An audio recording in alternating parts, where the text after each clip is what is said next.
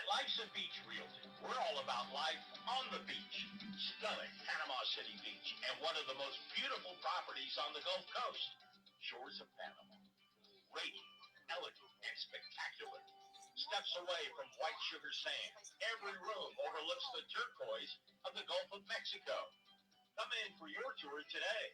Life's a Beach Realty is your gateway to Shores of Panama, the shores, and a whole lot more.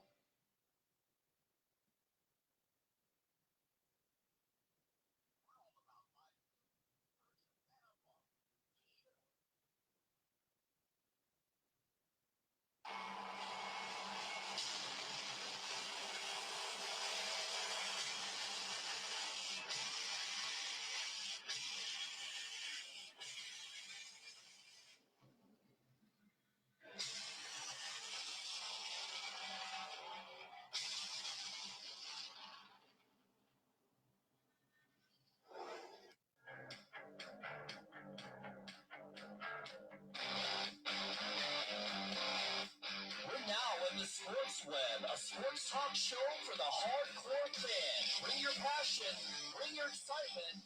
Just don't bring any nonsense.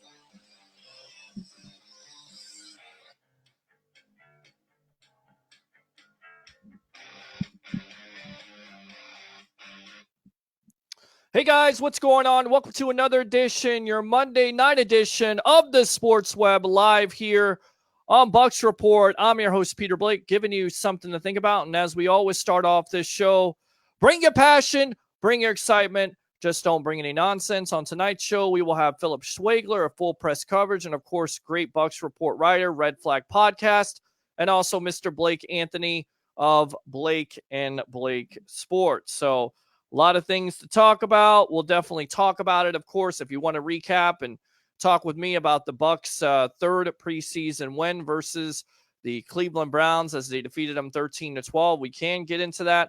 Of course, you'll have the last preseason game of the season versus the Dallas Cowboys, and it looks like Vincent Testaverde will receive a significant amount of playing time. Of course, you would expect the Bucs to sign another quarterback because it looks like Ryan Griffin is going to be the backup with the injury to Blaine Gabbert.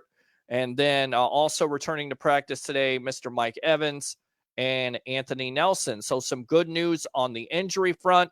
We'll see what happens later on in the week because we are only about 2 weeks away from less than that, 2 weeks away from the start of the NFL football season for the Tampa Bay Buccaneers. Of course, the NFL will officially kick off on that Thursday night versus the Chicago Bears versus the Green Bay Packers. So a lot of things to get into. So let's get them on here. Expected to have Tampa Bay Ray Kennedy, but I don't think he's going to be joining us tonight. So we'll get on who we can get on.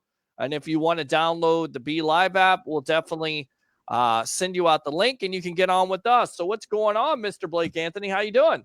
Doing great, Mr. Peter. How are you doing today, sir? Doing great, buddy. Doing great. Also, not only talk about the Bucs moves, but the early retirement, surprising, shocking retirement of Andrew Luck. I'll give you my thoughts on that. I know, Blake, you want to share some. We went kind of at it the other night off air, so we'll save it for on air. And then, of course, we call this the evolution of sports talk television, which basically means we'll get your comments.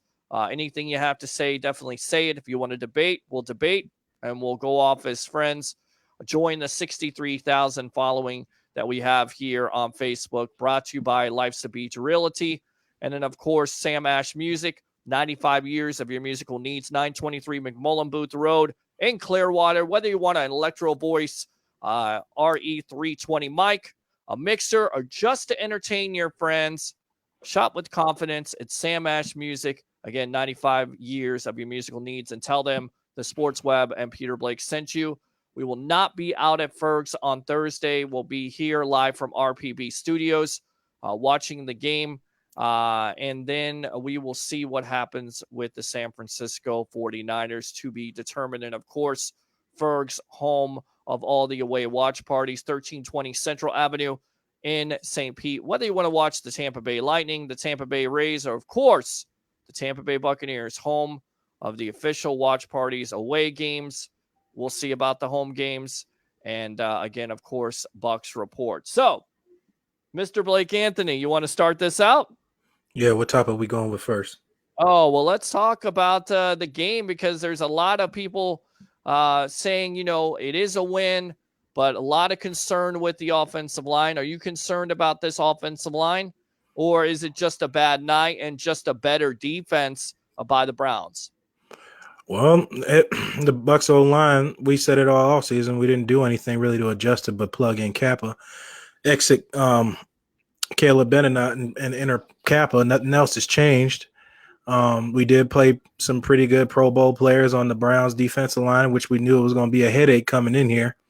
And the things I like about Arians, he's going to put his guys to the test to see what they can and can't do. So he left them out there high and dry to see if they can win these one-on-ones. And hopefully it's a learning experience, and they figure out what their abilities and stuff, their strengths and weaknesses are. But to answer your question, if they're going to play like that all season, it's going to be kind of rough to run the ball or even to, get passes off. It's going to be a lot of check downs. Yeah, no, and it was rough. It was definitely rough going. Olivier Vernon, 2 sacks in that game. Mm-hmm. DeMar Dotson looked rough. I thought the positive thing to take out of this, because you've been a guy that's been very critical of Donovan Smith, no Myles Garrett. I didn't see a lot of Myles Garrett. I thought Donovan Smith held his own. Of course, that he needs to work on his footwork a little bit coming off the contract extension, but I thought that was pretty good. Everything else, I thought Alex Kappa was overwhelmed by Sheldon Richardson. I thought the offensive line didn't necessarily play well. I also thought, which was interesting, was Jameis Winston and Bruce Arians' comments on how Winston basically threw himself underneath the bus. It wasn't just his offensive line. He said that he held the ball too long. Bruce Arians said that agreed with them, could have hit some Check downs. Check downs. There was a back on the left. Yeah. Right. It's like I think I said earlier, I don't know if he could see him or not, depending on the pressure. And he's, I think Ellington was in at the time. He's little. So kind of maybe he couldn't see him, and he decided to roll out and find somebody. Jameis is always looking downfield. But, yeah, there was sometimes he could have checked it down. Definitely the time he went out to the right. He definitely could have either threw it away or threw a check down, possibly. I think there was nobody there, so he should have just threw it away. All right, so let's read some comments here. Want to definitely get to these comments. Your gateway to flesh-eating bacteria. Edward, no, that is not how Lord. the ad goes. But everybody is a comic these days, I guess. Don't quit your day job. Thank you, social media. Hello from Indy. Ren Dax is definitely tuned in. Callie Buck, let's talk about it. Let's definitely talk about it. Corey, what's going on? Christopher, hey, guys, what's going on? Andrew Luck retired from the NFL. Absolutely. Yeah, crazy. Edward, that mop on your head is nonsense. Well, I get everybody has an opinion these days. Doesn't necessarily mean it's correct. Let's see. What do you want to do to fix the offensive line? I think they just got to play better at this point, right? A lot of people expecting big time trades, but offensive linemen don't grow on trees. That's not to say that there might not be a trade down the line here, or somebody's cut, maybe they pick them up. But I think right now you're going with what you have, unless there is a significant trade. And I wouldn't expect it, because not only do you have to pay that person, but also you're going to have to give up premium draft picks. Collateral. Yep. Right. Just don't see it. The come on what you said. I've been critical on Donovan Smith, because Donovan Smith does have the tools to do what he did. He just doesn't act like he's aggressive sometimes. And I think it gets the best of him for not being aggressive. But he did play Myles Garrett well. He tends to play well against bigger defensive linemen. He struggles against speedy pass rushers. That's what he struggles against, because his feet are stuck in cement. That's what he struggles on. And if that's going to be the story of the season when we play fast edge rushers, it's going to hurt O.J. Howard getting pass receptions, because he's going to have to stay in and chip block and then go out. But We'll see how it goes. Yeah, absolutely. Bucs offensive line looked like garbage past Friday. Absolutely. They definitely did not have a good game, but I don't think it's like the sky is falling again. No, it's bad, but not that bad. You were looking for a better result with the first team. Of course, you're always doing that. But, look, the Browns are paid too. You have Sheldon Richardson. You have Myles Garrett. You have Olivier Vernon. I mean, they have some bodies on that defensive line, and they're improved. They're going to get after it in that AFC North division. So, once again, it's a test. we'll see what happens here in the next couple weeks. I don't expect any first stringers or first teamers are going to play in this 4th preseason game versus the Cowboys, right? I hope not. No, I don't see that happening, but I would expect some Vinny. moves.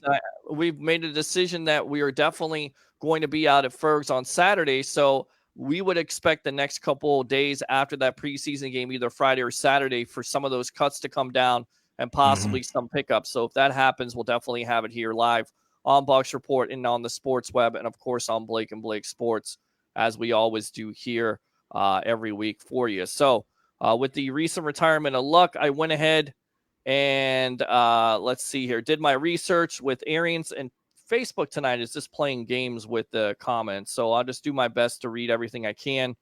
Let's see. As an offensive coordinator, head coach, one thing I noticed is that his quarterbacks have taken a lot of sacks. Big Ben has took 215 sacks in 5 years. Arians was there. Luck in his rookie year, only Arians was there. He took 41 sacks, and Palmer, when Arians was in Arizona, took 137 sacks in 5 years. But Palmer also missed several games in that span. My point being, do you guys think Bruce Arians puts enough emphasis on having a good offensive line, and or does he put too much emphasis on quarterback play? Good question by Ben Cornett. Yeah, there's a lot of quarterbacks that you can look back in the history that Bruce Arians has definitely worked with, taking a lot of hits and a lot of sacks. So that's one concerning thing. I guess it's a good point, but I think they're happy with what they have in the offensive line. They could make some changes at this point, but I think it comes down to coaching and just guys doing their job and just believing in themselves, because there was something on Twitter where there was a film breakdown, and basically it was about DeMar Dotson. Necessarily wasn't bad technique. He just kind of gave up on the play instead of believed in what he was doing technically. Does that make sense? Yeah, possibly. He could have been having a little arthritis in the knees. Who knows? He was experiencing some pain still. I don't know. There's a lot of questions that will probably never get answered. Yeah, Rendak said boneless wings are for girls. Okay, I like to eat boneless. I like to eat bone in. I like to change it up a little bit. So Rendak's coming Just out no tonight. damn veggies in the eggs. That's it. Got that? That's it. Bring your passion, bring your excitement. Just don't bring any veggies. All right, there you go. You gotta get a T-shirt with that on and put a veggies in the breakfast, like with an X. What I need to get a shirt on is somebody says anything about my mob top or what I eat. Would you shut up? How about that? And you're live here on the evolution of Sports Talk Television. It's the Sports Web. I'm your host, Peter Blake, along with Mr. Blake Anthony. So referees throw too many penalty flags. That wasn't that bad, actually. What's up, Blake and Blake? Paul says Bucs leased 8-8. Bruce Arians' first year. Deontay Moore, Bruce Arians doesn't like to max protect because he likes to have as many receivers as he can running routes. That might have to change in order to keep Jameis upright. And I also find it interesting how a lot of people think that, Bruce Arians and Byron Leftwich were going to basically give away every offensive formation and show you everything. Do you honestly think that they're going to throw a lot of these formations out? I don't think they're throwing everything out there. It's a third preseason game. Let's not lose our minds. They may go max protect. They may change it up because they have tight ends. What do you think of that prospect? A lot of people say not max protect, but you have to have, the necessary weapons or the pieces. And it seems like this team is kind of different from Arians' teams in the past. Yeah, of course, that's without common sense. Anybody that knows watched NFL the past 10 years, you're not going to put out everything all at once. You want to put guys in uncomfortable situations. That's pretty much what the preseason is. You want to put people in uncomfortable situations to see what they do. Right. Now, if we're talking about offensive line and help, there are going to be opportunities where they're going to leave a back end or they're going to leave a tight end. Should they do it every down? Absolutely not. At the end of the day, these linemen got to earn their checks too, because when you earn your money is what can you do when there's no safety blanket or tight end or a back to help you chip when you know the guys in front of you is better. That's what this league is about, is competing against the best people, and either you stand or you fold. But Arians, it's what his staple is, to hold people accountable. And if they can't do it, I'm sure he's going to find somebody else that can, or he's working something in the mix. So I'm worried, but I'm not too worried. I know he's going to make adjustments. If this was Dirk Cutter, I would be scared. because I know he's not going to make any adjustments. He's just going to keep going every week and promise us it's going to change. With Arians, I know he's going to change. You've heard him already. I could easily cut this roster down to 60 right now. Sure. I bet he could. So I'm not too worried. I'm more worried about what opportunities come and will we get the opportunity to get it, because it always seems like we're a step behind either picking up a player or something because some technicality or something. Yeah. And Deontay Moore, top fan, so that's good stuff. Edward, I like the point that Arians left the guys in to see what they could take. We couldn't expect them to show his protections he would use week 1. Exactly. Good text. Starters shouldn't even bother making the trip to Dallas this week. Robert is checked in. What's going on? What's up, guys? How long will Gabbert be out? And when he does come back, should Griffin be the backup to Winston? I think it depends on, at this point, it seemed like coming into the season that Bruce Arians was definitely comfortable with Blaine Gabbert. So if Gabbert comes back, I would expect him to be the backup. Of course, you don't want to see Griffin because that means, knock on wood, something happened to Winston, and hopefully that doesn't happen. But I think Griffin has played well enough to be the backup. What are your thoughts on the Gabbert injury? You're not a big-time Blaine Gabbert fan, right? I never hated him. I just thought that's why I stopped liking Mike Mayock was actually that draft when he said verbatim that Blaine Gabbert was going to be a star and Cam Newton was going to be a bust is when I was done with Mike Mayock. But I had no beef with Gabbert. I got no beef with Gabbert. If anybody can get the job done, get it done. I don't care. Right. I have the same thing with Sue. I told you my whole story on that. I never disliked him. I actually liked him better than Gerald coming out in the draft. But that's water under the bridge now. I think everybody in Tampa wants Griffin to play. Now he's finally going to get his chance at the 2 spot. I haven't heard anything about how long his injury is. It's not his throwing arm. So I think technically at this point it's really on him whenever he feels comfortable that he can take a hit on it or throw again on. I think it's just going to be up to him. But I think we're comfortable enough that we got Ryan Griffin. And I'm saying this all serious, no bias, because he plays for the Bucs. What more does Ryan Griffin got to do to be a number 2? He's done everything I could possibly dream of this whole entire offseason and last offseason. There's nothing left for him to prove. I don't know. Prove it to this new coaching staff, because this coaching staff, it hasn't seen him in game situations. They've seen him the last couple of games. I hope you never do, but right, exactly. Paul says, fellas, it's the same Winston. Where are we headed? It's not the same old Winston. I disagree with that. I know whatever he's saying about the deep passing and stuff like that, but to me, it's not the same Winston, because in that sack situation, he's holding the ball, he's making the right decision. He's not trying to make something happen. When he tries to make something happen, which he's going to do, there's always that possibility of him, trying to throw in double coverage or throw in a small window where he throws an interception or fumble the ball. On the Friday night, I saw the guy basically take the ball, take the sack, give his team the opportunity to kick the field goal. It's not his fault if Matt Gay misses. It's also not his fault if the offensive line isn't giving him the time. Is it all on the offensive line? Well, Coach Arians believes that Winston could have checked down a little bit more.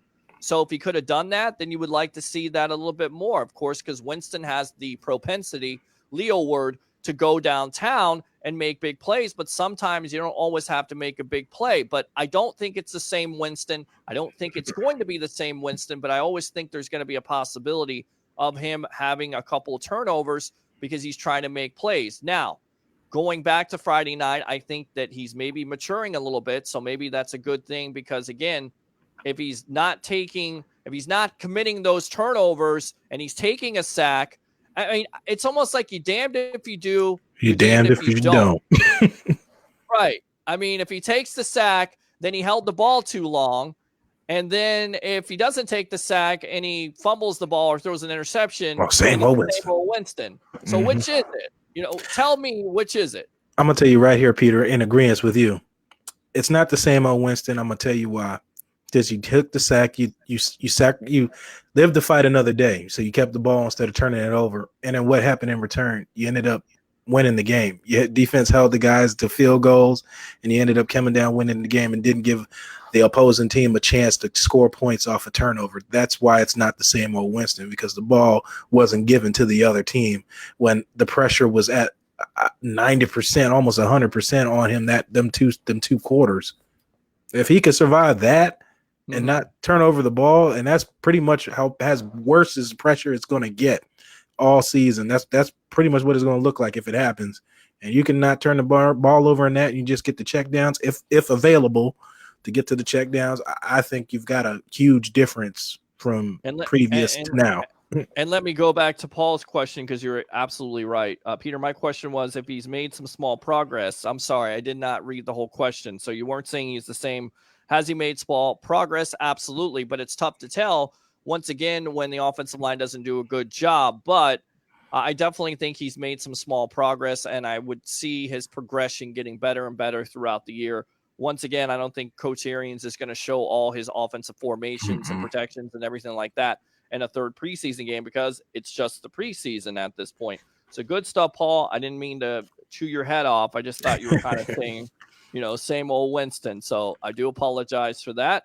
Anthony, of Winston is scrambling most of the time. How can he prove he's worth for the long term? Well, I tell you what, right now, Anthony, I would hope that Coach Arians would incorporate him more with, having some movement to the pocket, because I think that's when he's better. Not necessarily just sitting in the pocket. When he's moving the pocket a little bit, I think he can make some things happen. So I don't have a problem with him scrambling. It's just if it becomes almost every play or every offensive drive where he's scrambling, then that's when you know that basically he's running for his life, and that's when you can fall into those turnovers, namely fumbles. Yep. All right. J.R. Harris says the offensive line needs to eat some Popeye's chicken sandwiches. I've never had a Popeye's chicken sandwich. I've had Popeye's chicken. I've had the red beans and rice. I've had Chick-fil-A. I think it's the best. So it's going to be tough to sway me on that. But he says the offensive line needs more of that. Huh? So love that chicken from Peter. Oh, I absolutely love I love Popeye's chicken. I just don't know about the chicken sandwich comparing with Chick-fil-A, but from everybody just going crazy, losing their minds on Facebook. What's better, Chick-fil-A or Popeyes? So maybe we'll have to do that one of these days on the sports web. How about that? Yeah, why not? Somebody says anniversary follower here, Corey Brown. Wow, anniversary follower. So that means you've been following us for a year. Retirement from trolling, Corey. Don't ever stop trolling at 1,000. Don't you dare.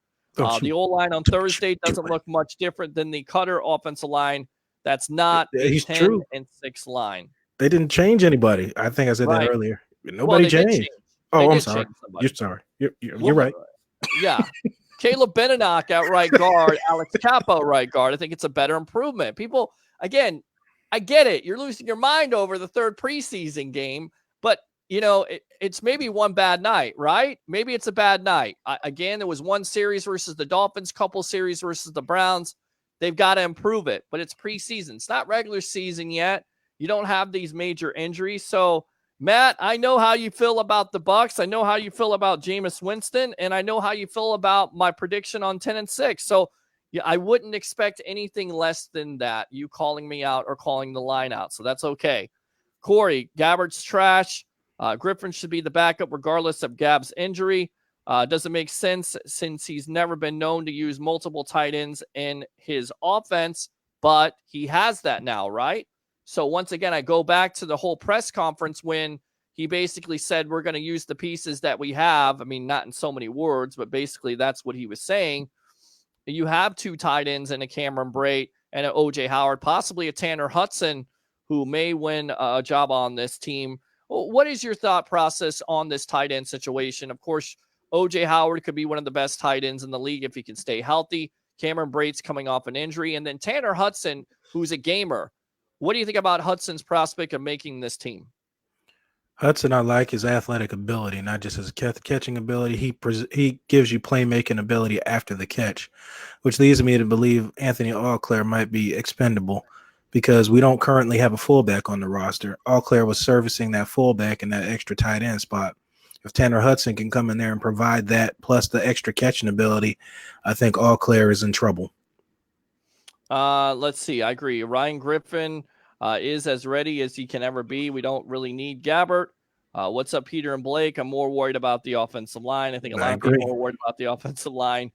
Corey says Andrew Luck gets a job in the XFL with his father. That's certainly a possibility. They said Veda could be, I don't know, maybe owning a team, being a general manager, not necessarily being a quarterback. He could be something totally different at this point. Gotcha. Because his father is the commissioner of the league. So a lot of people said, well, you put 2 and 2 together, it means that Luck will end up with the XFL. He can do whatever he wants to at this point. I mean, he's definitely rich enough, and he's definitely well off, and good for him. And retiring again, I'll give my thoughts here in a little bit. Somebody said, what is the deal with Vita?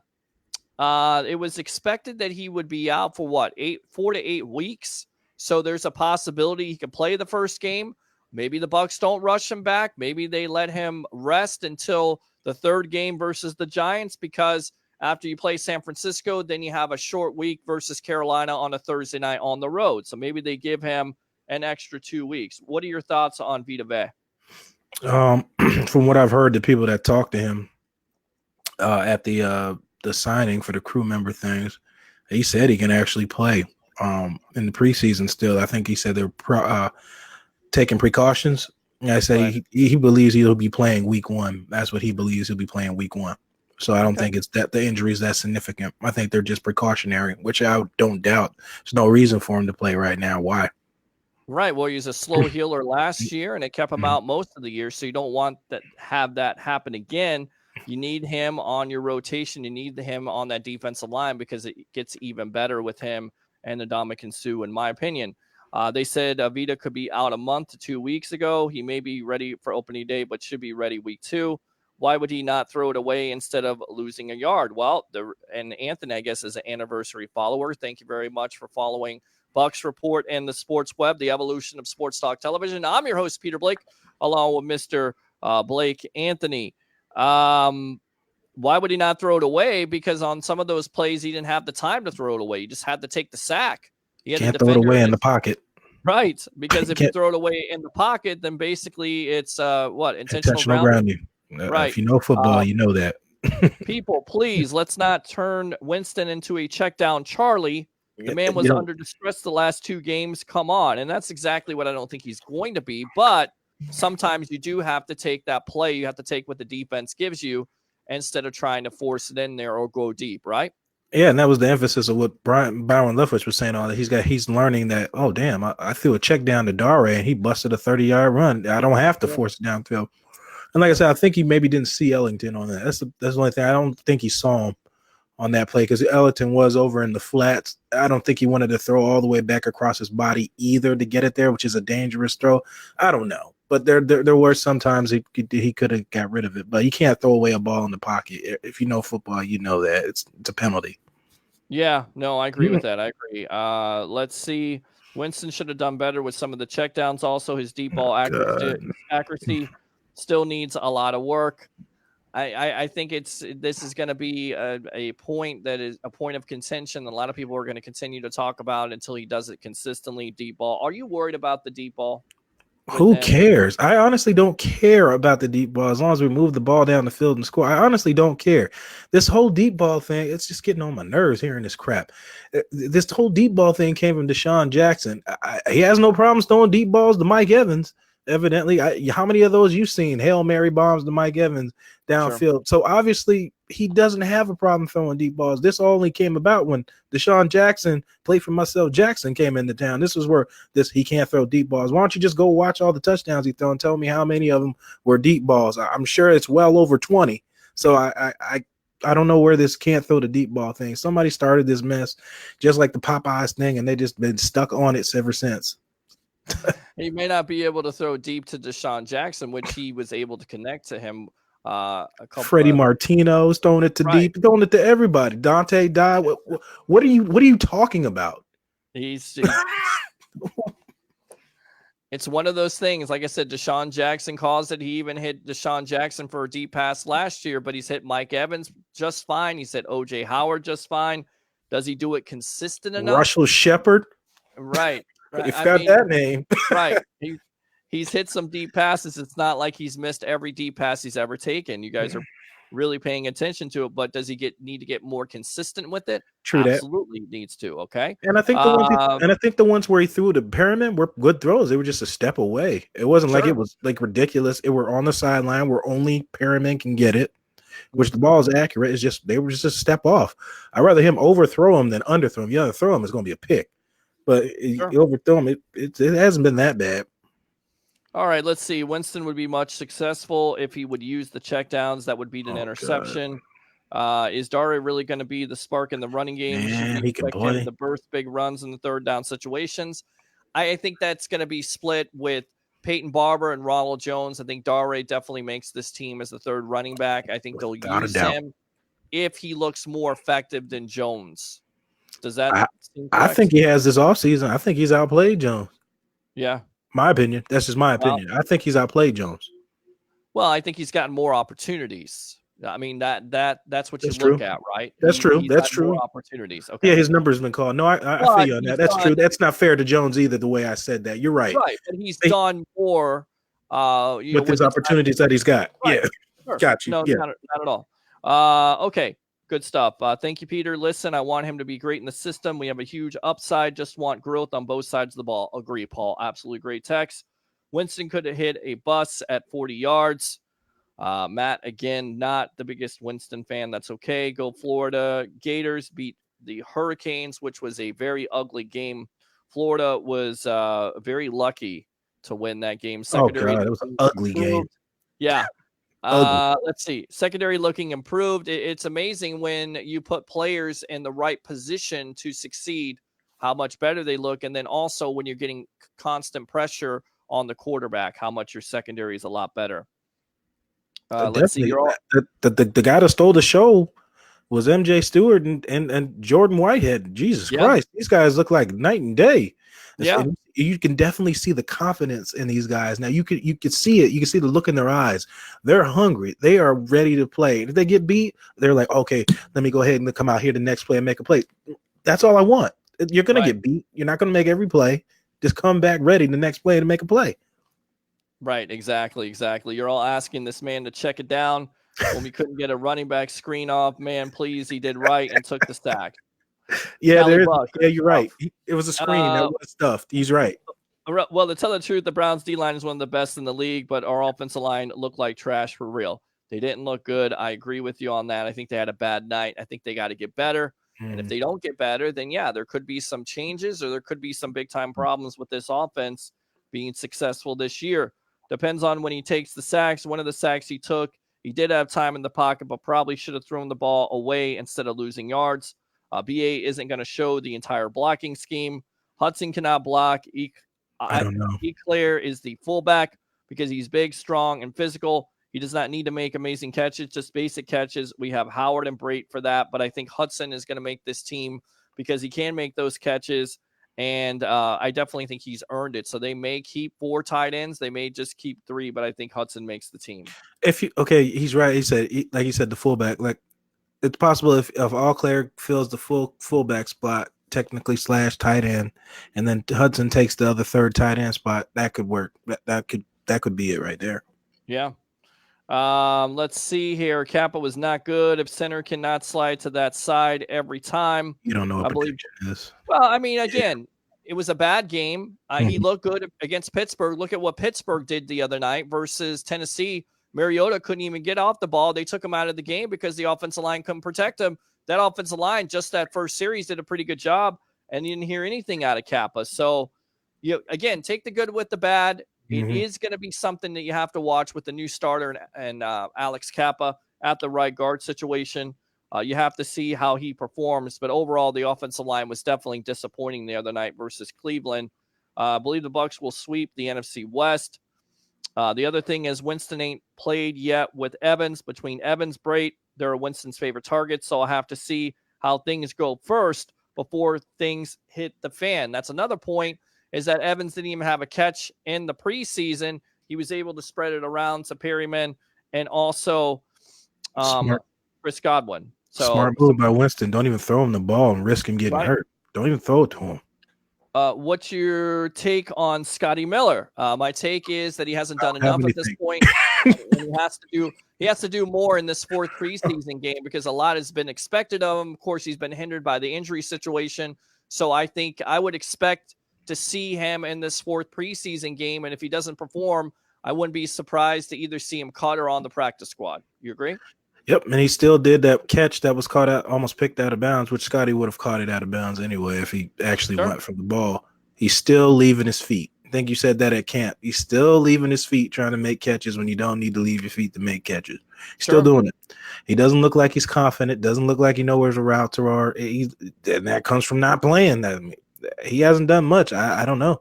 With Scotty Miller, there's nothing really to report. He hasn't done anything. What do you guys think Rojo has really taken a step forward? Anthony, I hope so. Everything I've seen in training camp has been impressive.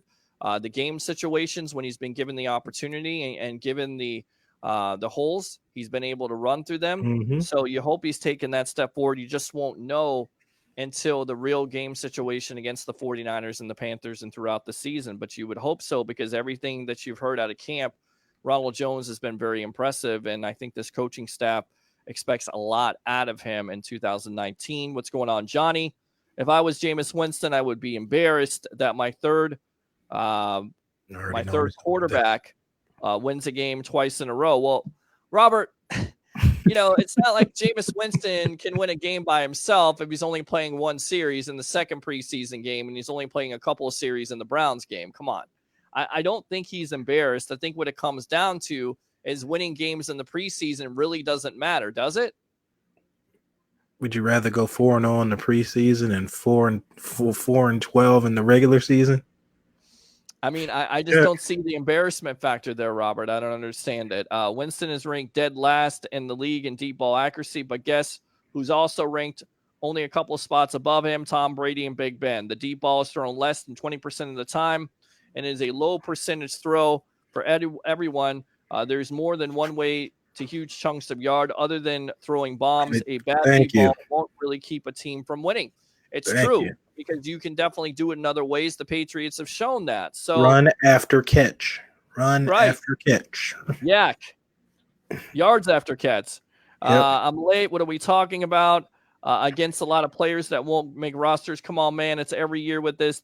Those players they're winning against are the bottom of each roster. And Philip Schwegler has tuned in. I thought he was going to come on the broadcast tonight. What's going on here? So hopefully we get him on. Yep. Hunter Renfrow, Scotty Miller, agree. Texans running back Miller got ACL tear again, out for the season. So good job by the Texans trading for Duke Johnson. Agreed. Thank you for pointing out the nonsense, Deontay Moore. Poor O-line play. Winston getting sacked. Improved secondary play. And what have you seen in Devin White, defensive rookie of the year? Well, I know there's a lot of national pundits out there calling for him to be the defensive rookie of the year. Once again, going back to the offense and sitting here and saying, well, I don't think Bruce Arians is showing everything. I don't necessarily think Todd Bowles is showing everything with this defense, including Devin White. So it hasn't been much. You mentioned it off air today. Ndamukong Suh hasn't even had a tackle. You told me, is that something to worry about? Not for me, because, again, I think this is a vanilla defense. They're not showing everything, so that's why guys are not being productive. Now, I've been impressed with Shaq Barrett when he's gotten a chance to play. I definitely think Devontae Bond and his position. Oh, man, he's showing out. Right, because he's playing a natural position that he did at Oklahoma instead of playing a position where the Bucs played him. Middle linebacker. He didn't play that at all in college. No, not at all. And like you said, Devin White, you've heard me say this a million times. I didn't like it when Devin White was drafted. Everybody's here putting these expectations on this man already, and he hasn't done anything in this league. Rookie of the year, he hasn't played a snap yet. He only has 5 tackles in this preseason. Again, nothing to worry about. It's just early. You're already putting all these pressure on this man on one of the worst defenses in the league. And he can't do this by himself. So he needs to learn how to play this game before you're talking about rookie of the year and all this other stuff and figure out what's going on with this team and all that. I see it, Peter. and figure out where he fits in this team and get his swagger going and find himself. Like I told you, let Devin White make his own name. Yeah. No, I agree. He definitely has to make his own name. But like I said before, he's not going to show everything. So if Nope. you're looking for like 10 tackles a game, that's No. not going to happen because again, it's a vanilla defense. Does he have the potential to have 10 or more tackles a game? Absolutely. Does he have the potential to make some plays? Absolutely. He also has the potential to miss some plays because he's a rookie. You hope that when he's going to tackle, he's not like Quan Alexander and the other Whiff. guy's breaking tackles, because you Whiff. don't want that. You're hoping that that's an upgrade over what you have. Rojo looks better overall than Barber. However, Barber is noticeably a better pass protector, which Anthony is very important. Again, 3 phases in the game of being a running back, not only running with patience and also holding on to the ball, but also being able to catch the ball consistently and pass protect. Yep. So if Barber's doing that, then definitely it gives him the edge over Jones. But I will say that Jones is like the lightning of this combination, thunder and lightning. He's going to give you some big plays. And if you can get him out in space, maybe on some screen passes, because again, we haven't seen a lot of that, but you've seen a couple of glimpses in preseason. You've seen some of that in training camp. So I think you're going to see more of that mix of both Barber and Rojo in 2019. How about our kicker? I think it was disappointing to see him miss that field goal the other night, but he redeemed himself with winning the game. What are your thoughts on the kicking situation? Is it still Matt Gay and Cairo Santos at this point? Santos has hit everything that's been asked to hit. Gay just had that miss, just barely. But both kickers look confident. Both of them, even Gay. I want to see people when they miss and how you bounce back. What you saw Gay has the ability to do. Didn't let it worry him. Went to the sideline, was ready when the number was called, and he came and delivered. That's what you got to do in this league. You're gonna miss stuff. Stuff's gonna happen. It's how you respond to something bad happen. He responded well, right down the pipe, like it was nothing. Sure. Let's see here. Bulls running less than 5% of the defensive scheme. Exactly. Just be glad we haven't had a major injury. Knock on wood on that. Love Blake with the Warren Sapp mannerisms. Not impressed at all with Rojo. He has no ability to make guys miss. He's only good if there are gaping holes for him. William, look at the Pittsburgh game. We kind of broke that down in the film session where he definitely made somebody miss and he actually broke a tackle. Again, though, you have to open up something for him. Any running back, you have to open up a hole for him. They can't just have defenders in the backfield, basically tackling him. You have to open up those holes for the running back. If you're talking about those big plays where he took a loss, there was 3 guys in the backfield when he got the ball handed to him. What do you expect him to do? Throw the ball away? No, I'm just I don't sarcastic. know. I don't know. There's nothing you can do. It was stuff. Yeah, I get it. And what you're watching right now is the evolution of Sports Talk Television live here nightly. It's the Sports Web. I'm your host, Peter Blake, along with Blake Anthony. We should have Philip Schwegler. The link is in the chat box, my friend. So definitely click on it. We'll get you on here. Let's see. They will give the player of the year to the Jaguars defensive end out of Kentucky. He's a monster. Yeah, a lot of people taking that performance versus the Dolphins, but the Dolphins are god awful as an offensive line. We beat up the Dolphins too. Right. They got 2 rookie guards at this point. They're just not a good offensive line. Do I think Josh Allen's going to be a player? Yes. Hell He's yeah. going to be a monster. I mean, I think he's been put in a better situation because you have a lot more around him on that defensive line with the Jaguars with Calais Campbell. And I'm trying to think of the other guy. I can't pronounce his name. Its name starts with a Y and Conway, I believe it is. Okay. From Maryland. Mm-hmm. There you go. It's actually 7.7% of his defensive plays. The Bucs need to improve the offensive line and try to find a fullback like Mike Alstott. I think those days of having a fullback are over. You're talking about the defensive end we passed on. Yes, fullbacks are like T-Rexes, extinct. He's just average. Love what you guys do. Very good info and insight. Thank you very much, Anthony Town. Thanks a lot for tuning in to the evolution of Sports Talk Television nightly here on Bucs Report. It's the Sports Web. Now, speaking of Mr. Philip Schwegler, one of my favorite chefs here, made some prime rib one night over at the Safety Harbor and Spa and Resort, which was great. Also, full press writer and Bucs Report writer. Welcome to the Sports Web, my friend. How you doing? How are you guys doing? Excellent. Doing good. What were your thoughts on the game versus the Browns? Any thoughts? Disappointments? Of course, the popular theme of the night has been the offensive line is not good. So would you echo those sentiments, or would you talk about something else that kind of caught your eye? No, that's pretty much. I said that in my podcast the other night. The thing that really got me was the outcome. Okay, I think we're having some technical difficulties there with you, Phil. So what I'm going to go ahead and do is put you in the lobby, try to log back in, and we'll get you back on again. I don't know what's going on there. It was What do fun, we then it think- just went down. yeah, I don't know what happened there. Who do we think will get the number 5 receiving spot? Remains to be seen at this point. I don't think anybody separated themselves in that third preseason game. Do you? Nope. Not enough got done because of pressure. So it was kind of a bad day for receivers. What football show do you guys enjoy most? All or Nothing, Hard Knocks, or Ballers? I love Hard Knocks. I mean, they whatever team they put on there, they can always make it interesting to me. It's always good to see the inside of football. It's always good to see the coaches, especially this year with John Gruden and the Oakland Raiders and the Antonio Brown situation. And I just think the whole deal has been entertaining, and it's always been. Even when the Bucs were on there, I thought it was entertaining. So I definitely enjoy Hard Knocks. Mike Tackett, thanks a lot for asking. JPP, the latest on him, he was on the sideline, didn't have a neck brace, so that's a good thing. Good sign. Sound issues with Philip. Des Bryant, 5th wide receiving spot. No. Oh, God. That's no. We're trying to build a good locker room, not a bad one. Right. I think the offense will drop about 10 spots this year. New offense, and the loss of D. Jackson Hump will hurt. I don't think so. Don't care as long as we move the ball down the field. I really don't care about deep ball. I care about us finding ways to win games. That's what I care about. I don't care about fluffing stats. I don't care about none of that. And I don't think Arians does either. He said it several times. What kind of offense is going to be? One that changes every week depending on who we're playing. That's how you win. That's how you win. That's refreshing, because if you look at it from Dirk Cutter's coaching staff, it seemed like it was the same offense all the time.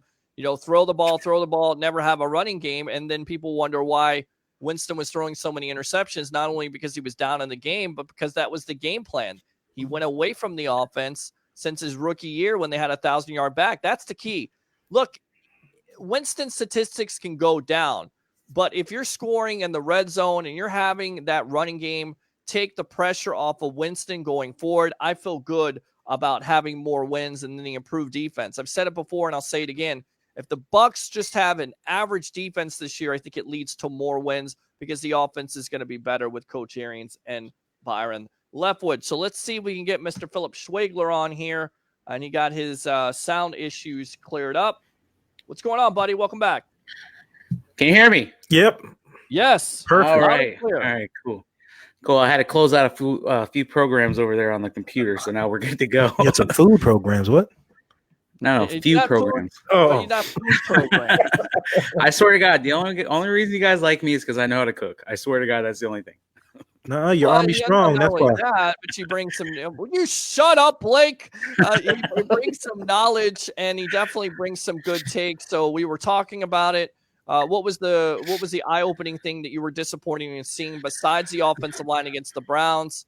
And what do you think about this game coming up versus the Cowboys? Who are you looking at? Who are you looking for? What are you looking forward to seeing? Do you think this 5th wide receiving spot gets basically played out against Dallas?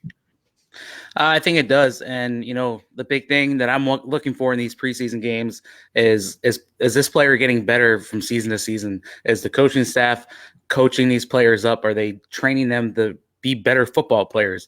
And that's really my mindset going in these preseason games. And kind of go back to preseason week 3, the outrage on social media that we had over this preseason game. It was ridiculous. I had talked about it in my podcast for at least 15 minutes. That's how upset I was about it. But I'm past it now. and the offensive line, yes. So this whole preseason, I wanted to see more of the run game happen, but that comes with game planning and actual going against another game plan defense and whatnot. So, but to answer your question about the Dallas game, I'm just really looking forward to finding out the depth in this team, the offensive line depth, the defensive line depth, Mhm. who's our linebacker depth at, those are the kind of questions I'll be looking at. So I'll be looking at Earl Watford. I'll be looking at Caleb Benenoch at the right tackle because, DeMar Dotson has lingering injuries every season. So, those are the kind of things I'm looking at, and I'm pretty hyped to be on the show again. So thank you for having me on. Absolutely, yeah. And welcome back to the evolution of Sports Talk Television. Join the 63,000 following we have here on Facebook. And of course, go to BucsReport.com for all your great Bucs content, all the great articles, and of course, the podcast, Red Flag Podcast with Mr. Philip Schwegler, Cannon Fire Podcast with Rep Matthew, who, as we speak, is on 102.5 The Bone with Johnny B. Real Bucs Talk with Michael Pless, Buck, which you heard with Eugene Thomas and Michael Pless, my buddy. And, of course, the Bucs Ball Podcast with JT, who we have yet to get on the Sports Web, but we have to work on doing that as he's a part of the Bucs Report family. Somebody says, JPP just posting pics. That's funny.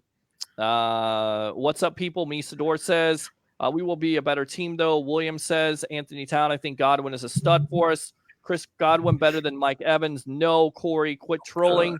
Great point, Blake. Djax wasn't a good fit here.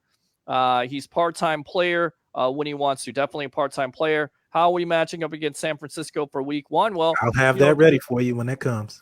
Yeah, I mean, we'll definitely talk a little bit about it because I think there was much has been made about Jimmy Garoppolo and him coming off that knee injury.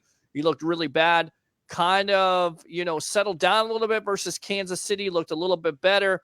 Of course, you have Quan Alexander, who has, he's supposedly he's going to be ready. I haven't heard anything. Week one. Yeah. Right. So you would think both of those players at this point are question marks, but of course, I think San Francisco coming in here, a lot is riding on not only Garoppolo, but Quan Alexander, and then Nick Bosa being hurt. So their defense is going to be improved. It's going to be a tough matchup, but I do think it favors the Tampa Bay Buccaneers simply because you're not sure about how Garoppolo is going to come out and if Quan Alexander is even going to play for that defense. Yeah, I think the part of the team that's really going to stand out in week one, and I truly believe this from the bottom of my heart, is the defense.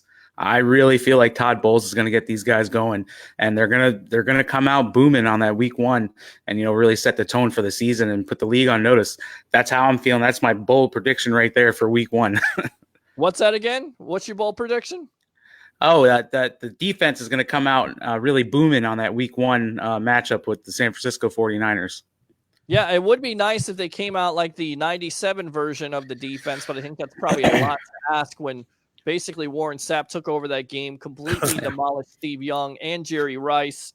I know it was a close game won by the Bucs 13-10, but we'll see. We'll see what happens with this defense. But once again, it's going to be nice to see that aggressive tenacity by the defense, having the Ndamukong Suh, possibly having Vea back. If not, then you have to go with what you have. But I think it's going to be an overall better defense because they have better talent and better coaching. And I think it's going to be something that's may give the 49ers some problems. Yeah, I said that we're going to get after Jimmy because he's really rusty. And I don't think they're going to try to rely on the run game early with him coming back off that injury and looking so bad in the first preseason game. So they're going to have to rely on Kittles and the run game a lot. So I know Arians and the Bowles are going to try to take away some of his key weapons. They don't really have any huge stud or wide receiver. Right. That's going to kill it. Of course, you leave anybody open or give them that much time, they'll find ways to get open. But one of the key weapons that they're going to rely on is Kittles in that run game. And one of the concerns on defense that I have is I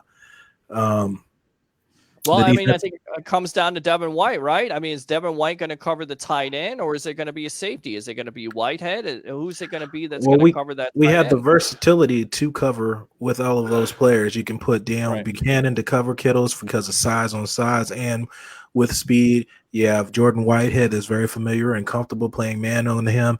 MJ Stewart, you saw MJ Stewart playing against wide receivers, so I have no doubt that he can cover George Kittles. So as long as we can get the pressure, which I know Bowles is going to do, I've seen the stunts. I don't know if you guys looked at a lot of those tapes and the stunts. Yeah. You see Bo Allen coming there, knocking offensive linemen out the way to free another D tackle to loop around. Those are little things you got to look at in the game is how guys get free. That's what Kappa actually ended up giving up a sack to Olivia Verne. It was the same exact thing. It was a loop, and he just missed it, and he came around back inside. But The only one I'm really worried about on defense is DeForest Buckner coming off a double-digit sack season, and that's what I'm worried about. Well, you have to worry about Alex Kappa, and you have to worry about Ryan Jensen. Can both of those players, is it going to be Ali Marpet that's going to block against them? So that whole offensive line, that defense is going to be improved. What about Solomon Thomas? And somebody said Quan Alexander had 3 tackles the other night. So if he had 3 tackles, my point is he going to be consistent for them? Is he going to be able to stay healthy? He may have had 3 tackles the other night, but what percentage is he playing at? And then even if he's at 100%, he's had the problem with making tackles. A lot of blown tackles, 79 missed tackles, I believe. Right, guys? Yep. At the top of the charts. Yep. Godwin has the potential to be better than Evans, Misador says. Agreed. Okay. Who do you think will be the 4, 5, 6 wide receivers? Of course, you've got Godwin and Evans and Brashard Perryman. So who are the 4, 5, and 6? I'm going to put you guys on the spot on this. You want me to I'll go first. Just because I talked about this the other night on my pod. So your number 4 wide receiver is going to be Bobo Wilson. Okay. Bruce Arians has been talking well about him, the hype around preseason, training camp, blah, blah, blah. He plays great on special teams. That's going to be your number 4 guy. Then I think this is where it starts to get a little funny, okay? They're going to probably put Justin Watson as your number 5, and then it's going to be a toss-up between Scotty Miller and Spencer Snell. That's my opinion on there. And both guys are very fast, but both guys are small, can play the slot, all that kind of stuff. It's going to come down to who plays better on special teams. I agree with that. I would sit there and say, possibly you're talking about Bobo Wilson, maybe Justin Watson at 4, Bobo at 5, and then whoever wins out with Snell and Miller. But because I think I love Bobo because he definitely gives you that special teams threat and he gives you that speed threat. But Justin Watson also gives you the speed threat and he has the body. So I think whoever performs out of that. But right now, you're exactly right. Much has been made about Bobo Wilson. So you kind of wonder if he's already got that 4th spot locked up. What are you thinking, Blake? Saying the 2 that's going to be fighting is Scotty Miller and Snell. Snell has shown more than Scotty Miller at this point, but the only reason we're even mentioning Scotty Miller is because he was drafted in the 5th round. But Justin Watson definitely has been available and gotten open. He just hasn't finished the catches. That's workable, but he knows how to get open. But that's workable. They just got to finish the catches. And Bobo Wilson, I have definitely seen him grow since he first came here. He's working on every aspect that he can to make this team. Definitely in the returning ability. He's shown that he can bust one if he gets an opportunity. And he's learning how to get open on pass routes and making yards after catch as well. Yeah. Let's see here. Jimmy G looks terrible. We will be fine week 1. Like I said, he didn't look good a couple preseason games ago, but he did look good the other night versus Kansas City. What tight end will be kept? They will need an extra one to block. So what position loses out to tight end? Johnny Dean. Good question. It won't be DBs because Todd Bowles likes to have some heavy defensive back packages. If you listen to Nick Rapone talk in the offseason, and Todd Bowles address it when people are asking. So I don't know. It's going to be the tough thing. They're going to have to keep some depth in some of those spots that are really injury riddled, like linebacker position and stuff like that. So it'd be really interesting to see what happens come this Saturday when they break down to 53. Yeah. No, I agree. And we'll have it here on Saturday. We're going to be live at Berg's, 1320 Central Avenue in St. Pete. So if it doesn't happen on Friday, we'll have it on Saturday. We'll have all your cuts and all the acquisitions. And if the Bucs do make a trade, keep it right here on the Sports Web, the evolution of sports talk television. I'm your host, Peter Blake, along with Philip Schwegler.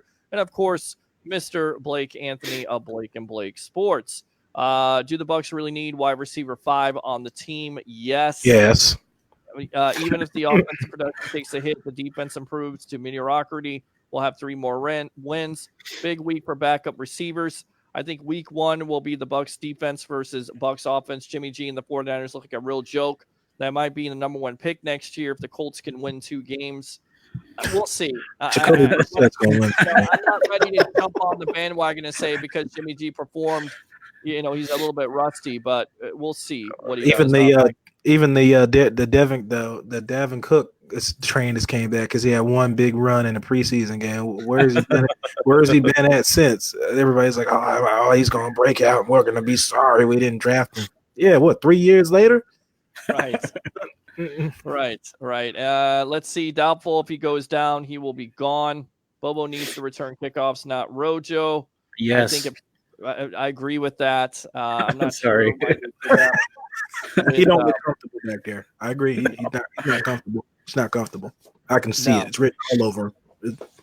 Yeah, it's I can understand why you would do it because it's a speed component, but I would just keep Bobo Wilson back there, and Scotty Miller possibly. I think if Scotty Miller makes the team, he will really have to ball out with Ryan Griffin and Vinny Jr. this week. I think more it's going to be Vincent Testaverde. Vinny, baby, I'm rooting, baby. I'm gonna get a little 4, put a shirt on it. But the receiver I got showing out, nobody's mentioned his name. It's Big AJ, Anthony Johnson. Oh, baby, Anthony Johnson. For you? That's who I got. I'm still waiting to hear from the other kid that had a lot of hype. What was his name? Oh, at Ole Miss. Yes. That was Johnny Dean's boy. He's been forgot about because he hasn't been able Lodge. Get on the field. Yep, Lodge. Yeah. Ole Miss receivers scare me ever since Laquan Treadwell. Well, Dante Moncrief. Well, he's still playing in the league now. Moncrief is playing in the league, and the other guy that you're talking about is the wide receiver for Minnesota. On the chopping block right now. Yeah. Mm-hmm. All right. Is Cici still practice squad eligible? Do you guys know that? Who? What is Cici? Jack Cici? Jack Cici. Oh, Cici. Yes. 3 years. Second year, right? Yeah, 3 years. Yep. 3 years. Yep. Arian says he could do the cut today. I believe him, but I still think he wants to take a look and evaluate, and that's what the preseason is for, not for winning football games, although it's nice. Who is the wide receiver 5? We went through that, Richard. Rojo is still not completely settled. Any word on why they cut Sean Wilson? From what I heard, he had an injury. Is that true? Yeah, he had an injury. He had an injury last season that put him out, and I think in the preseason. And then I'm not sure that he ever really recovered enough for the Buccaneers to want to keep him around, especially with a lot of the younger wide receivers and running backs that they had on the team at the time. Okay. Go ahead. I was very familiar with Sean Wilson, being a Tar Heel fan, watching him play for Duke. He gave great kicker return ability, which I thought we were going to pick and keep him for that. Didn't really do too well with that. Didn't pick up the playbook running the ball too well. Then got injured. He's in Washington currently right now that I know of, and he's running. I just don't think he really wanted to be here. I don't think he really had that much focus here from when you follow him on social media. I think it's much like a lot of Jeremy McNichols. I think I've seen people put that out too. Why did we let him go? Did you watch Hard Knocks? Light tried to keep him. He lied and said he was going to come back, and he didn't. He didn't want to be here. Yeah. Yeah. So, oh my God. Preseason, man. Preseason. But this guy's crazy. Hard Knocks preseason, and I'll tell you what, McNichols has been performing for the Titans. Has everybody taken a look at what he's been doing? I see him out there. He didn't want to be here, so that's why I'm not even worried about that. Blight wanted him here. He didn't want to be here. It's not we got rid of him. He said Blight wanted you to come back here and be on this team and earn a spot on this roster, even though you couldn't figure out first wave, second wave on kickoffs. But I'm not going to go into that. But he didn't want to be here. Right. Okay. Well, I agree with you on that. Somebody says, "Do you like the punter, Bradley Pinion?" Yeah, he's good so far. I like him. I don't want to see him that much because that means the offense struggled. But I do. I don't know. Some of those kicks on Thursday night. I don't know. I felt like they could have went further. It was all his fault because I think that was a breakdown by special teams. I saw a couple punt opportunities where the Browns special teams was overwhelming the offensive line on those punts. So that was a little could be okay. Right. That's not the punter's fault though, but I might add one aspect that you guys probably didn't even think about. With Brandon, with Pinion here, we've made more field goals. Yes, because the field goal kickers are fresh. They're not having to kick off. No, he's holding the ball. Remember, the only thing that never changed last year was the holder. Well, the past years was the kicker holding the punter holding the ball, and for all the other kickers, we swapped kickers out and kept getting the same result. Now we swapped the punter. We're making more field goals. Amazing. I'm just saying. I think we wrote about that at Full Press. Yep. You make it right. Yep. And when Kirby goes, I hope Blake Anthony gets whatever is out of his tooth.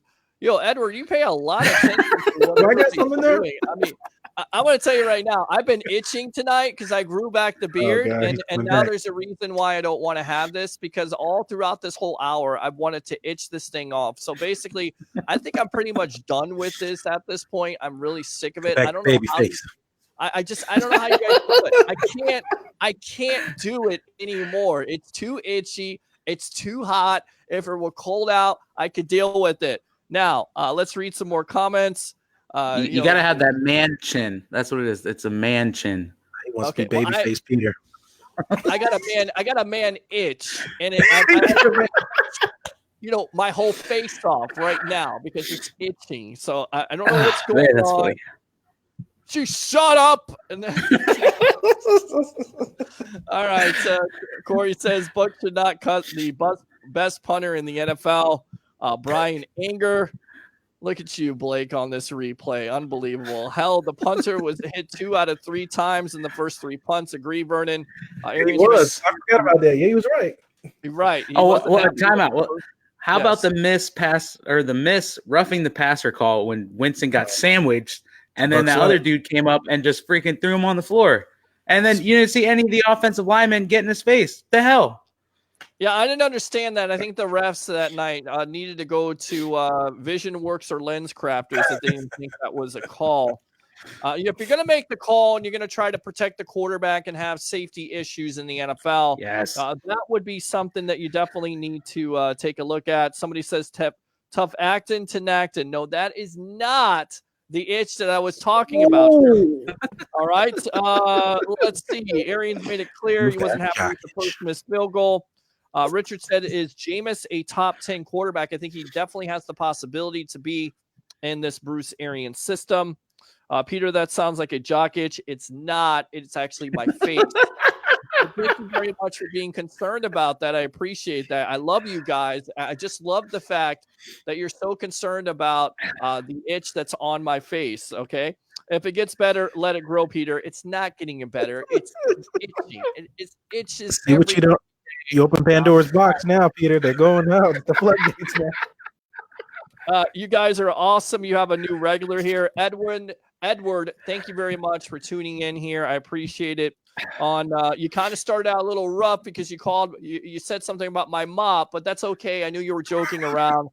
I like sometimes to control me here, guys. I love it on the evolution of Sports Talk Television. And like I said, join the 63,000 following we have here on Facebook as you guys are just having a good time. We're having a good time on Monday night.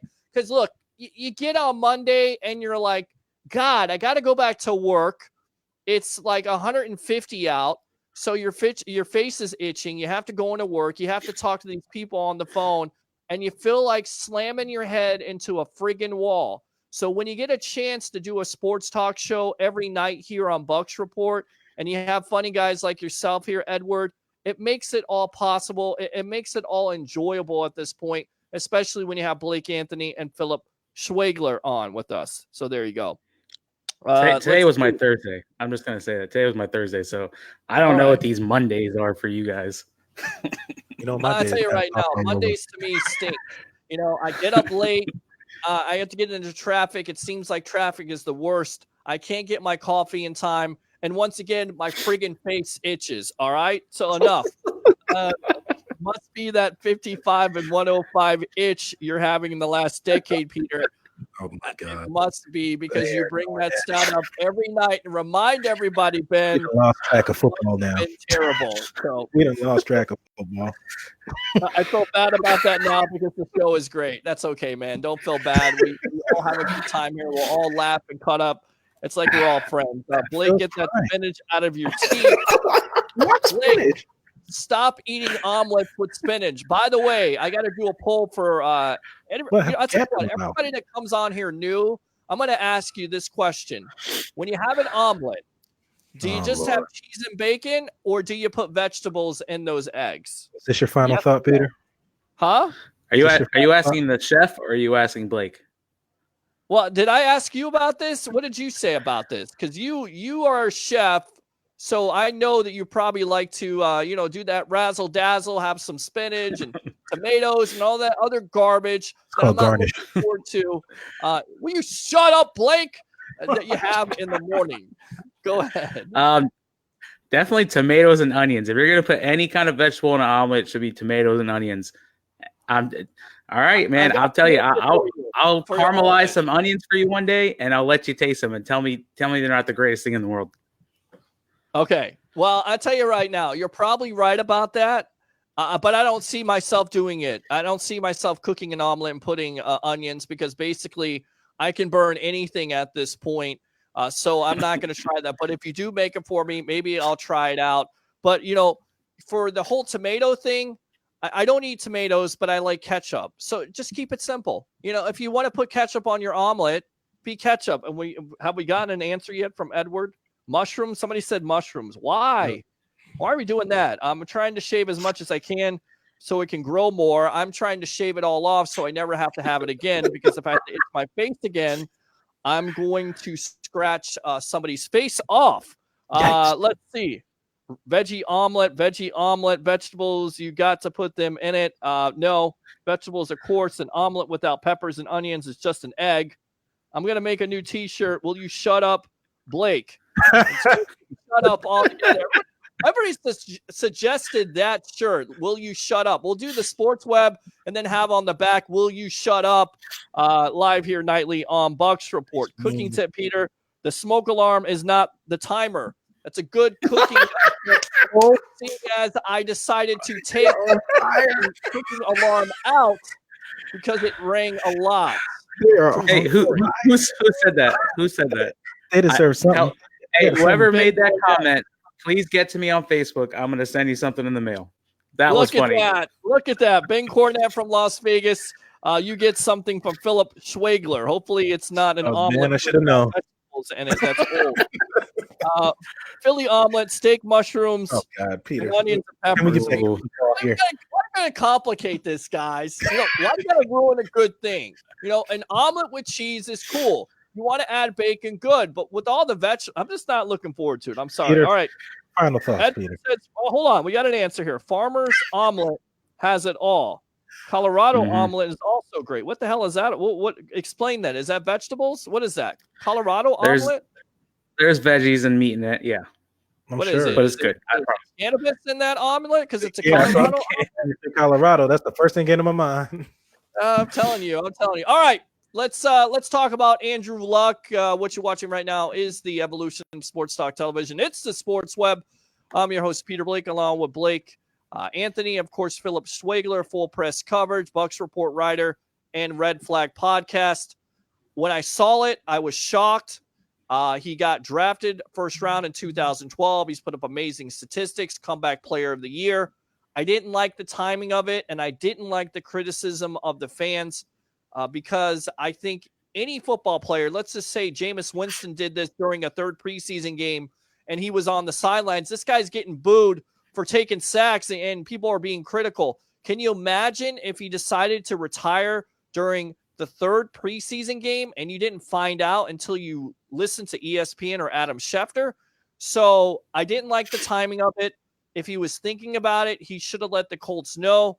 If the Colts are comfortable with Jacoby Brissett as the quarterback, fine. But I feel like the criticism of the fans was unwarranted because at the end of the day, they're fans. They're out there for the third preseason game. They're paying their hard-earned money. They have a right to boo. I don't think they hate Andrew Luck. I just think they hate the decision.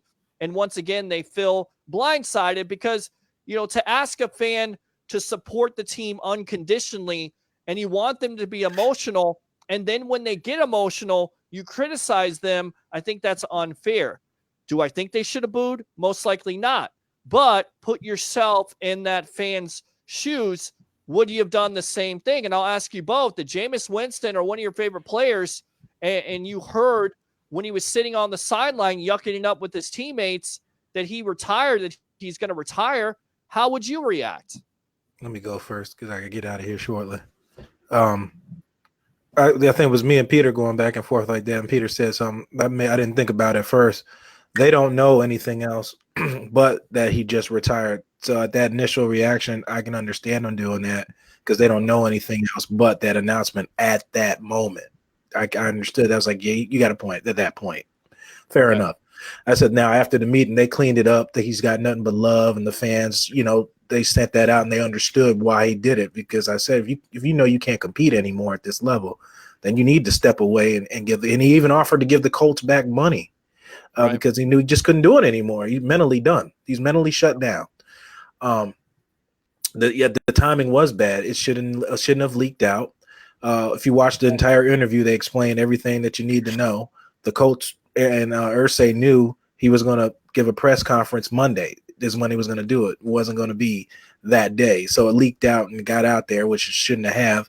They had already discussed this, and the Colts are obviously comfortable with Jacoby Brissett. That's why they didn't make a move on a quarterback. So they weren't really blindsided. They knew this was coming. They knew about his injuries and how he didn't love football anymore.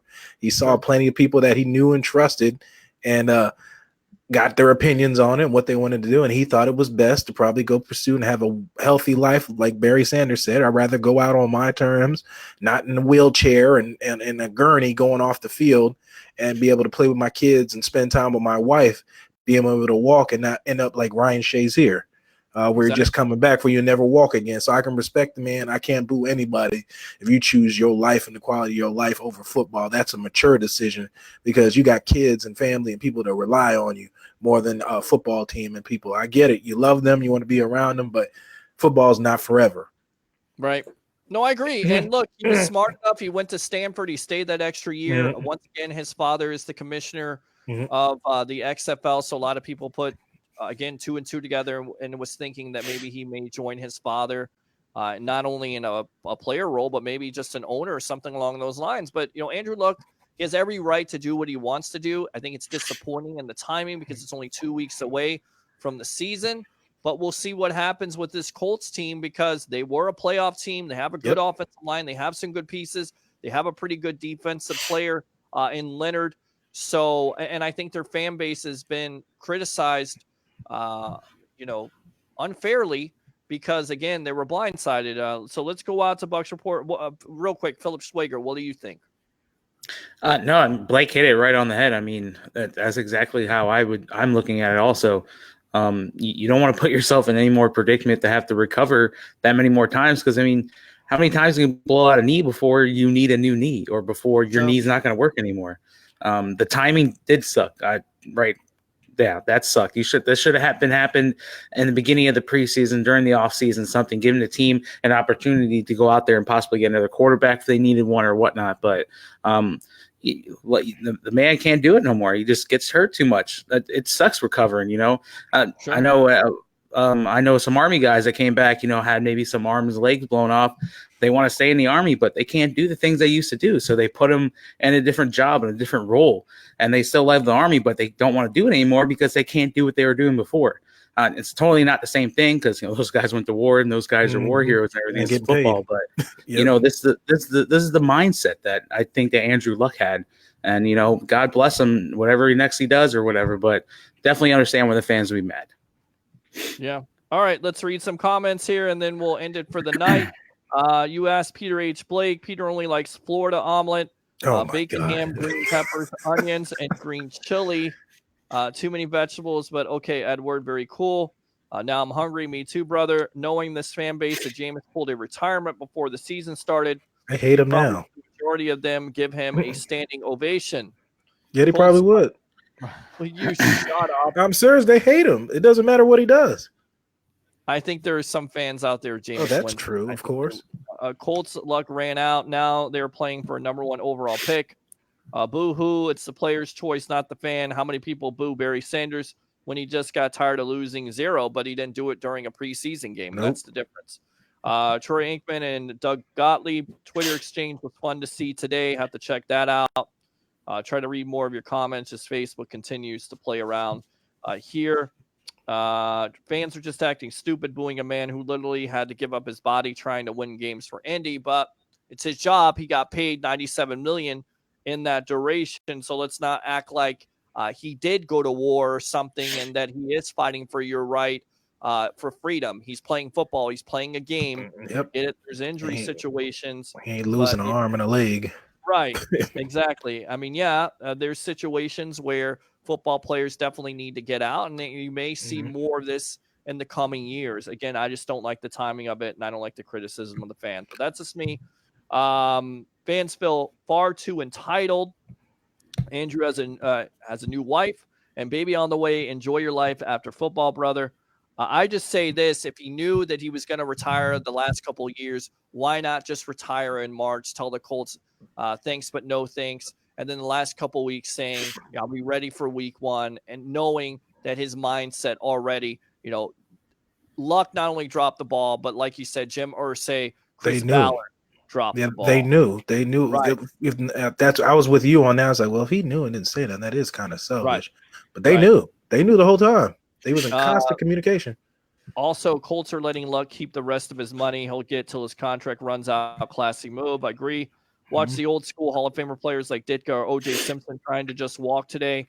Staying in the game for the sake of playing for the fans will be with you for the rest of their lives. Luck stayed in school to get his architect degree. He thinks ahead. Life isn't all about football. Nope. Absolutely agree with it. Mhm. Once again, just the timing of it and the criticism of the fans, No, because you're right. once again, the fans are the lifeblood of sports. They make these shows possible. They make these football teams popular because they go out. And when you have fans there in the third preseason game and you're playing your second and third stringers and they're That's still love. there, that's still a good fan, support by the Colts. So, final thoughts, Blake Anthony. Um, let's wait for the season for week one before we put any bad aura on the team. Let's go in positive, come out this week for a preseason game and root our team on and come with a clear head and not hope for negativity. It looks like you got to see a lot of that negativity rage come back out that won the week 3 preseason game that we won. I mean, I told you I don't really care about the preseason period. I care about people getting out injury free. That's a win to me. Every time nobody got hurt, that's a win. But you got to see the kickers get the kickers compete and do what they got to do. But I just want us to come in week one with positive vibes. Agree. Philip Schwegler. Week one's coming up. You want to support this team? Go out to the damn games. That's all I'm going to say. You want to sit back here on Facebook or whatnot, say something, go to the game, okay? Go to the game. Twitter, Support yeah, the If team. you That's can't what go I'm to saying. try to watch it on television and watch the pre, half, and post game shows here live on Bucs Report on the Sports Web. Guys, thanks a lot for coming on. All right. Yep. Thank you, Peter. All right. There you go. So Philip Schwegler, full press coverage, and of course, Blake Anthony of Blake and Blake Sports. Tomorrow night, we'll have Mr. Alkeck, 40 years of sports broadcasting experience, WTSP Channel 10, WFTS Channel 28, as we'll get his Bucs thoughts, maybe talk some Tampa Bay Rays, and talk about what you want to talk about on the evolution of Sports Talk Television nightly here on Bucs Report. It's the Sports Web. I'm your host, Peter Blake. Have a great Monday night.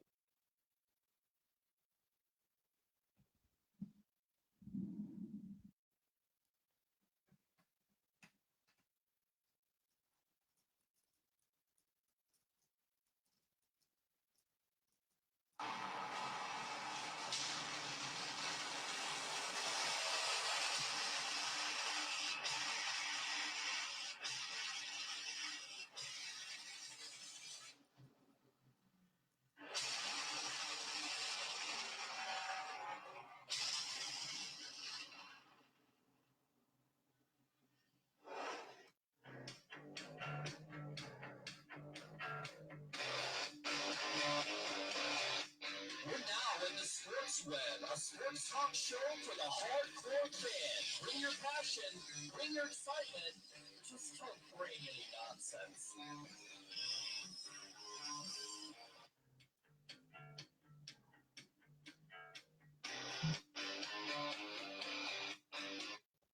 At Lifeson Beach Realty, we're all about life on the beach. Stunning Panama City Beach and one of the most beautiful properties on the Gulf Coast. Shores of Panama. Radiant, elegant, and spectacular. Steps away from white sugar sand, every room overlooks the turquoise of the Gulf of Mexico. Come in for your tour today. Lifeson Beach Realty is your gateway to Shores of Panama, the shores, and a whole lot more.